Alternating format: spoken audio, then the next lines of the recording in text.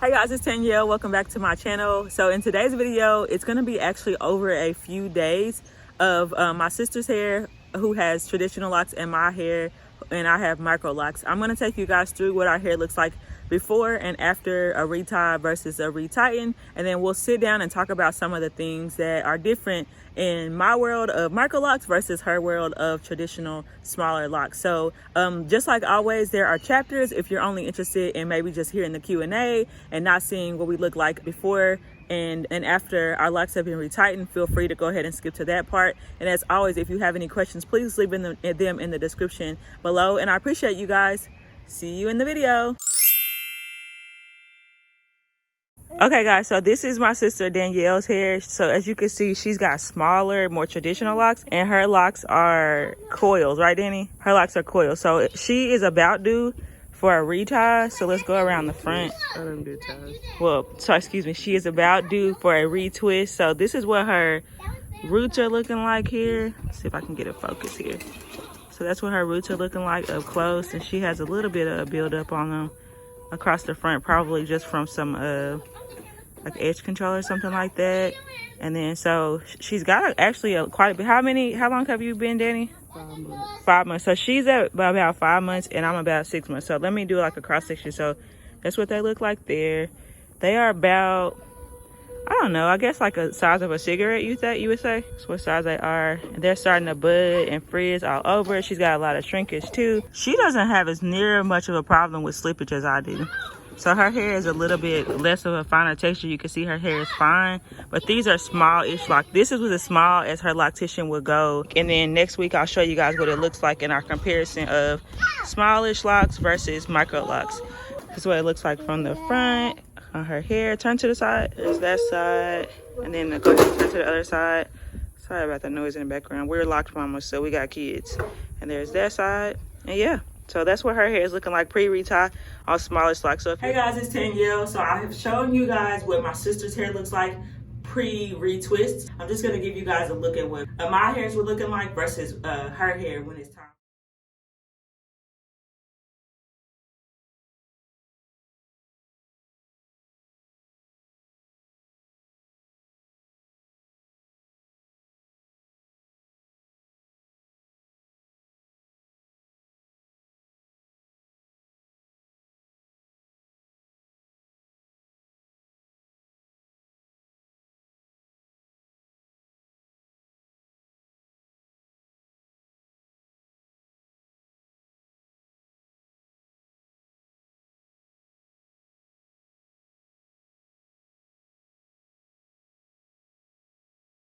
But that's what my hair looks like pre-retie, and we're going to give you guys a look at what they both look like and then talk about some of the pros and cons of each of our choices. See you tomorrow. Hey guys, welcome back to my channel. It's Danielle, and this is actually my sister, and her name is Danielle. As you can see from the title of this video, today we're going to be talking about traditional locks, which is what she has, a smaller size of traditional locks versus inner locks, or micro locks, which is what I have. So we have a couple of questions that we're going to answer about both of our experiences, how long it took for us to have our hair installed, what reties are like, what some of the costs are like, and then we'll give you a little bit of a close-up of our hair now that we've had a chance to have it retied. So we'll start with the first question, I'm sure that everybody is wondering, which is how much was it to have our locks installed? We both have professional installations, and mine was $800 and hers was $65. Isn't that crazy? So like she actually has, how many locks do you have? 160. So she has 160 locks, and they were installed with coils, right? Yes. So she gets coils. Comb coils is what hers were, and mine were interlocked, which is using like a tool to form a pattern in the hair. There also is sisterlocks, which is a form of interlocks, but mine are like non-branded. Mine are just like micro locks that are just plain micro locks, and I actually have 512. So she has 100 or something, I have 512. And part of the difference between that cost is the time that it took to do it. How long was your installation? 30 minutes. It took her about 30 minutes. Are you serious? Yeah. It took her about 30 minutes for her hair to get 45 done. 45 minutes at the most. Yeah, so she basically, so she washed it and then she parted off. So she does have a grid. So she parted off the grid, and as she did it, she just used a comb, like a rat tail comb, to coil the hair. Versus me, where it took 32, 33 hours, somewhere around there. And she was not about that life, and neither was her loctician. Because I believe she told you, didn't she? I asked her for Microlocs, and this is actually my second set of locks. The first time I had locks, I grew them down to my shoulder, and they were bigger than this. I had 104 of them, and I was 10 months pregnant, and I wanted them smaller, so I called my sister right before I went into, I said 10 months, I was about 8 months pregnant. Right before I went to the hospital, please come cut these things out of my hair. So I got them cut off, and this is pretty much what I had left after I combed the rest of it out. Yes, and then you did like some transitional styles, like some I got box some braids. I had box braids for a while. So I think I combed about in October, and then I got my hair retwisted in February of this year. Wow, so this is her second set. I forgot about that. So far we got $800, $65, less than an hour, 32 hours. But then let's look at how, like, I guess they look. So hers tend to be straighter overall, and I'll like insert a video like going around her head so you guys can see that while I'm talking about her hair. So her hair tends to be straighter because they are those comb coils. They're like coiled out straight. There's not as much like curly. You won't get the curly end look hardly at all. Not freshly twist, because usually when I get my hair twisted, I get it into a style, and I actually had it styled this morning, but I combed it out so you guys, I took it out so you guys could see. So it does look straight on the edges, but after a couple of days, it will curl back up. It's just stretched out. Yeah, but generally, does it keep like this type of look on the ends where it stays with the curly ends? So she does. And how long do you think that would last? My retwist? No, the curls on the ends. Because I feel like last time it disappeared after a while, pretty quickly. It took about 1.5 years for my ends to curly to actually lock. This is for example. You can see how it coils. The comb coil is still there. It's still there, and it'll knot up on the end and then fall off and then knot up. This is where it actually locks, and the rest of it is still coiled. I see.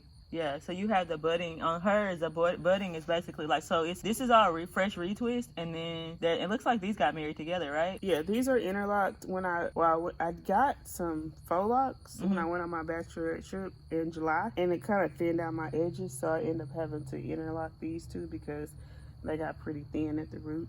And so in order to save them, I had to interlock them. That's one of the differences. And I think that even with Microlocs, you definitely can get faux locks and stuff like that on the top of your locks. But besides like the fact, the time, and I guess like your loctician's preference, what was the reason why you decided like not to go with Microlocs? Because you could have just found somebody else.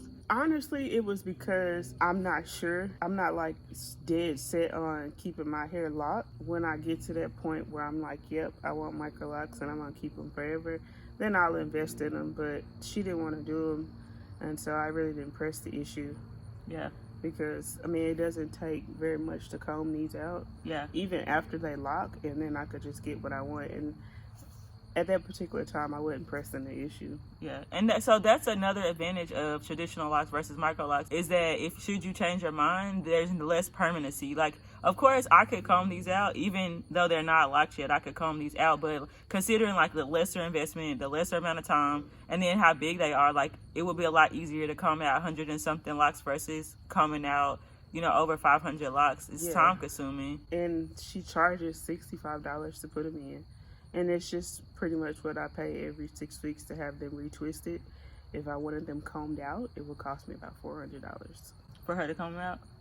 But you could comb them out though, with a lot of conditioner. Yeah, with a lot of conditioner and a lot of time, but it's very time consuming. Yeah. And so they charge a lot to do that. Yeah, and again, like, just let's touch on this. She talked about reties and retwisting. So since hers started as coils, hers are retwisted at the root, so she basically grabs it from the root, and then she twists all of that new growth into the lock, so it looks retwisted, and it turns out to be a little bit thinner than the rest of the lock. So to start off with, all of this right here is fresh retwist, and you can see it's literally just twisted up, and that's about $65. She said, I messed up your hair in the front. That's about $65. My reties are usually, right now they're at $120, and that's for 4 hours worth of time. So I'm assuming that your retwist don't take 4 hours.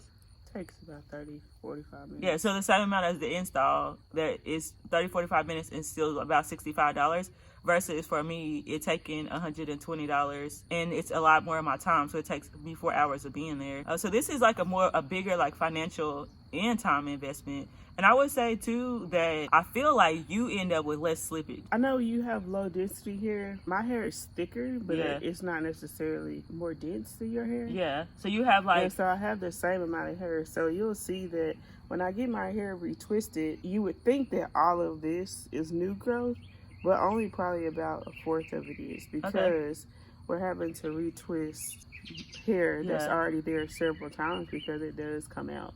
Yeah. And so, it's mostly on the edges, to be honest with you. That's a good point that she's bringing up, though, is like my hair is fine and it's low density and it's very soft. And her hair is also fine, but her density is better. Like she has, not better, just higher density hair.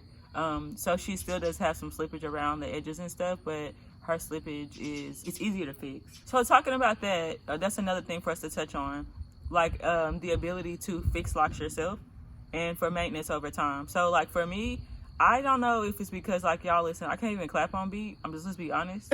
I'm not coordinated at all. True. If you know me, you know that the girl my black card is forever half in, half out when it comes to rhythm and things like that. So me trying to interlock my hair, especially in the back, it's just not gonna happen. My locks get fixed whenever my loctician fixes my locks.